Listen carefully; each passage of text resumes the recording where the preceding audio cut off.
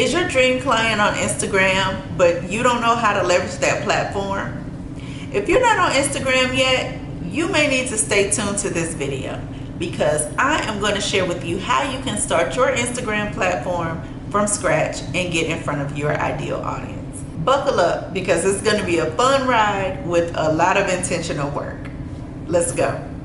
Hey, I am Chanel Yarber and I am the brains and beauty behind BrightGirl Media. My goal is to empower women entrepreneurs with the tools and strategies they need to effectively market their businesses online. Instagram is owned by Facebook, and it is one of the most popular social media platforms that is on the market today. 71% of the 1 billion monthly users on Instagram are under the age of 35. So if your target audience and your dream client skews a little bit younger, you may really want to consider being on that platform. Now, a lot of times people start off on Instagram and they're trying really hard to get going and they don't quite know what they're doing or why their Instagram is not growing. But recently, they made an announcement that they are no longer a photo sharing platform, but now they're focusing really heavily on video. So that is your first tip. I haven't even gotten to the first point, but just make a pen, stick a pen right there because you need to know that if you're gonna get on Instagram, you need to be ready to get busy with video, okay? Whatever you need to do, you need to be ready to do video. So that's the tip right there in itself. Focus on video before you even think about getting on Instagram. Understand whether or not you are going to be able to consistently create moving video content. So before we get to that, let's talk about the different profiles that are on Instagram because there are 3 main profile types that are on Instagram that you'll need to understand the difference between so that you can choose the proper one for your business. So the first Instagram profile type is a personal profile. This is the basic, bare bottom, no frills, no thrills profile that you can have on Instagram. And it's mainly for individuals to connect and share their videos and photos with their friends and family. So that is just the basic one. There's some pros and there's some cons there, but just understand that if you're a business, you probably don't want to do a personal profile. I see a lot of people doing that and it just really burns my grits. I don't understand why they are on personal profiles on Instagram trying to promote a business when there are so many other tools with 2 of the other profile types that I'm going to talk about in a moment.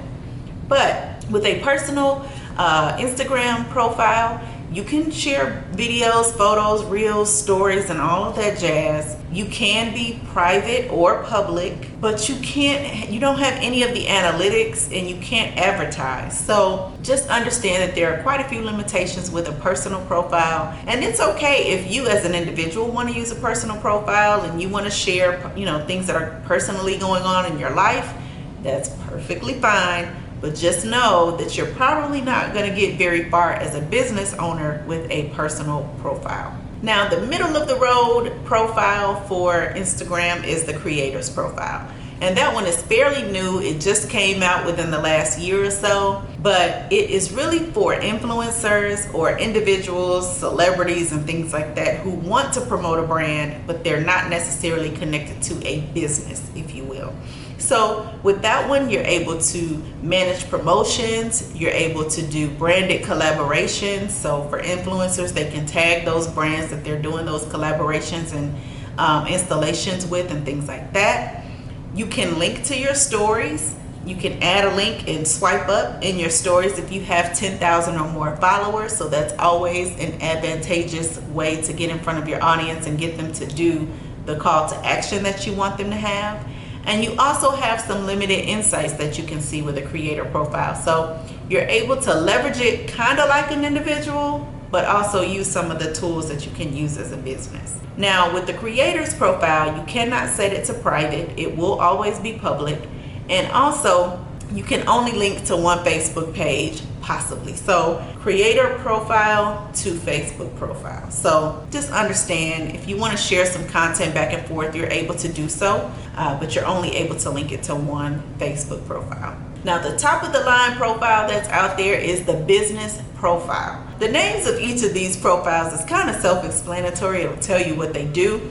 But the business one is the top of the line. This is the one with all the bells and whistles, where you're able to create branded installations and collaborations with people. You're able to do ads.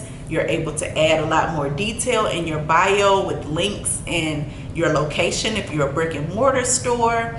Again, you get the swipe up with 10,000 followers in your stories. And you also get those insights that you need to see if you're going to actually use this as a marketer that you're trying to get a return on your investment from. So you definitely, if you are running an Instagram platform as a business owner, you probably want to look at least the creator platform, but definitely the business platform. Now, a con with the business profile, really, okay, you can't do private. You can't be private. And it has to link to a Facebook page. So if you're not trying to be on Facebook like that, or you don't have a Facebook page, you have to either create one or find one to link to have an actual business Facebook page. And also it creates a link to Facebook Creator Studio, so you can share a lot of your content back and forth, and you can schedule things and see things in one dashboard. So it's really, really created for business owners or entrepreneurs, and it's very robust. So I kind of don't see why anybody wouldn't use it. I don't know, but so many people don't, and it's so weird to me. I don't get it. So if you don't, tell me why you don't, because I don't understand. Maybe you see a strategy that perhaps I don't. Maybe you can teach me something today. Now, once you've figured out the type of profile that you're going to use, and I hope it's a business one, you want to strategically create your bio. So you want to make sure that your location is set. Again, if you're a brick and mortar store, you want to make sure that your name is set to something that is searchable. So your handle can be your brand name. So for me, my handle is at BrightGirl Media on Instagram. Go follow me. Also, my name is marketing strategist, because people may be looking for a marketing strategist. They're not looking for BrightGirl Media, or they're not looking for Chanel. If they're looking for Chanel, they can go to my private page. But you want to make sure that you are utilizing keywords, because Instagram is really leaning heavily into keywords now. So your name, your bio, everything you need to describe, you need to have some keywords that are searchable and what people will be looking for if they're trying to find your particular business. Also, you want to make sure that you create links in your bio and your calls to action, so that you get people to do what you want them to do. Whether it's visit your website, subscribe, whatever you want them to do, tell them to do that in the bio. So again, I see a lot of business owners out here. I'm going to harp on this point one more time, because I just got to really let this sizzle in your spirit. That if you are a business owner and you are trying to promote your business with a personal page, and you have it on private, I see that a lot. Like your bio will say that you own this business and all this other stuff, and then it's private. I don't know what that's about. Like, is this an exclusive business that you don't really want people to know about? Are you not trying to get a return on your investment, so you don't want to look at insights, or you don't want to run ads? I don't know. But if you are trying to promote your business on Instagram, again, you need to have a business profile so that you can get access to all the features that I mentioned before. If you've gained anything from this video thus far, go ahead and like it, and be sure to comment below, because I want to hear from you, especially if you're one of those people that are operating a business from a personal Instagram profile. Tell me what your strategy is, because I need to understand. Now back to what I was saying. Once you have your profile set up, you figured out what kind of profile you're going to use, you've done your bio and all that good stuff, your page is set up. Now it's time to get cracking on some fire content. And this is where you really need to lean in, because Instagram has a number of ways that you can post your content. So you want to be able to utilize all the ways that you can create content and post content, because it's going to help you get in front of different audiences in different ways. So there is your profile or your post, where it just comes up on your timeline and it shows when people are scrolling on Instagram in their timelines. You have now Reels, which is like those short clip videos up to 30 seconds that people are making, and they're really fun and engaging to watch. Sometimes I get into like a binge on Reels, but it's mirrored after TikTok videos and those short little video clips that you can use to promote your business. So use those, use the trending sounds and trending topics and stuff on those to really get in front of your audience, because those reels create a lot more visibility than just your profile post. Also, there's IGTV and live video. So you can go live, and you can also share longer form content on IGTV. Again, I just told you they are a video platform, so make sure that you are creating video and you're using that. And also do stories. So people may be able to interact with you in a number of different ways, and you want to be able to show up wherever they want to interact with you. So whatever you do, create a mix of content. Also consistently post, because some people use Instagram when they're waking up in the morning, some may use it midday, some may not come on till late night. But if you're not positioned to be where they are when they are there, then your people will miss your content. So dig in and kind of see when people are mainly active on Instagram. If you're using a business profile, your insights will tell you that, and you can see when your followers are actually active. And go ahead and start creating content and posting content when they're active. Don't post it when they're not there, because you want to kind of game the algorithm a little bit and get them to see it first, so that when they interact with it, it creates more opportunity for more people to see it. That's just how social media works. Also, you want to use hashtags in your captions. That is not using hashtags in the first comment. I know that was like a huge thing last year and beyond or whatever, but now they're telling you to put your hashtags inside the actual caption.